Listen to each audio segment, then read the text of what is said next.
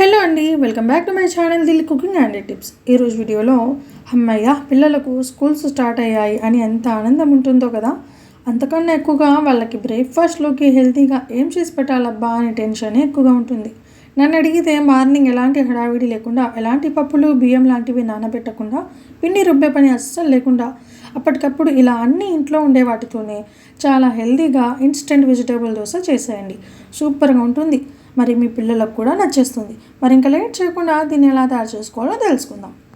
So ముందుగా నేనైతే ఒక గ్లాస్లోకి అర గ్లాస్ వరకు బొంబాయి రవ్వని తీసుకున్నాను. ఇప్పుడు ఈ రవ్వని ఒక మిక్సీ జార్ తీసుకొని అందులోకి వేసుకుంటున్నాను.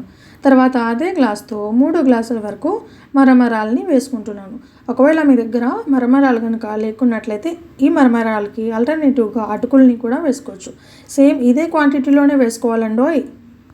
తర్వాత మూత పెట్టేసి మెత్తని పౌడర్ లాగా గ్రైండ్ చేసుకోవాలి. సో ఇలా మెత్తగా చేసుకోవాలి. ఆ తర్వాత ఇందులోకి మనం ఏ గ్లాస్తో అయితే మరమరాలు ఇంకా బొంబాయి రవ్వని కొలుచుకున్నామో అదే గ్లాస్తో అర గ్లాస్ వరకు గోధుమ పిండిని కూడా వేసుకోవాలి.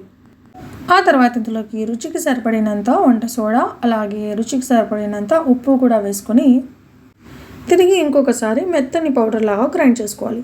అంటే మనం ఇందులో వేసుకున్న ఉప్పు, వంట సోడా, అలాగే గోధుమ పిండి మొత్తం కూడా చక్కగా కలిసిపోవాలంటే చేత్తో కలుపుకుంటే సరిపోదు కదా. అందుకని మిక్సీ జార్లో వేసుకొని ఇలా కలిపేసుకోవాలి.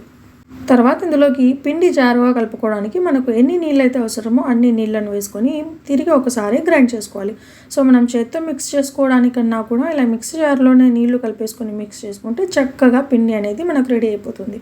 సో పిండి కన్సిస్టెన్సీ ఈ వీడియోలో చూపించాను కదా, అలా ఉంటే సరిపోతుందండో. ఈ తర్వాత ఇందులోకి గ్రేట్ చేసి పెట్టుకున్న క్యారెట్ తురుము, ఆలు తురుము, అలాగే ఉల్లిపాయ ముక్కలు, చిన్నగా కట్ చేసి పెట్టుకున్న పచ్చిమిర్చి ముక్కలు, అలాగే కాస్తంత కొత్తిమీర తరుగు కూడా వేసుకొని చక్కగా ఇవన్నీ కూడా పిండిలో మిక్స్ అయ్యే విధంగా బాగా కలిపేసుకోవాలి.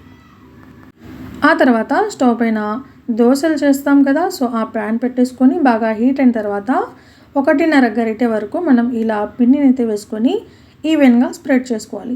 అంటే మనం దోశ ప్యాన్ మొత్తం కూడా దోశలాగా పల్చని దోశలాగా వేయాల్సిన అవసరం లేదండో. కొంచెం మందంగా స్పాంజీ దోశలాగా, ఇంకా చెప్పాలంటే ఊతప్పం లాగా వేసుకుంటే సరిపోతుంది.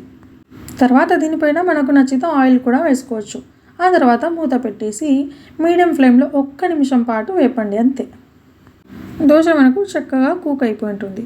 తర్వాత ఒక గరిటె సహాయంతో ఈ దోశని వేరొక సైడ్కి కూడా టర్న్ చేసుకోవాలి. చూడండి ఎంత గోల్డెన్ కలర్లోకి కుక్ అయ్యిందో దోశ, చాలా బాగుంది కదా చూడ్డానికి. సో ఇలా రెండో సైడ్కి కూడా టర్న్ చేసుకున్న తర్వాత 30 సెకండ్స్ పాటు కుక్ చేయండి. ఆ తర్వాత వేరొక సైడ్కి ఇలా టర్న్ చేసుకొని పల్లీ చట్నీతో సర్వ్ చేయండి, అంతే. Instant vegetable dosa ready.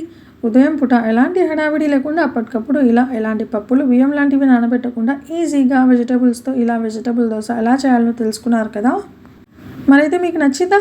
అయితే ఇలాంటివి ఇంకెన్నో ఇంట్రెస్టింగ్ రెసిపీస్ కోసం లైక్ చేయండి, మీ ఫ్రెండ్స్ అండ్ ఫ్యామిలీ మెంబర్స్తో షేర్ చేయండి. అలాగే నా ఛానల్ని మర్చిపోకుండా సబ్స్క్రైబ్ చేసుకొని పక్కన ఉన్న బెల్ ఐకాన్లో ఆల్ అనే సింబల్ పైన క్లిక్ చేయండి. అప్పుడు నేను ఏ వీడియో పోస్ట్ చేసినా కూడా దాని యొక్క నోటిఫికేషన్స్ మీ దాకా రీచ్ అవుతాయి. Thank you so much guys for watching my video.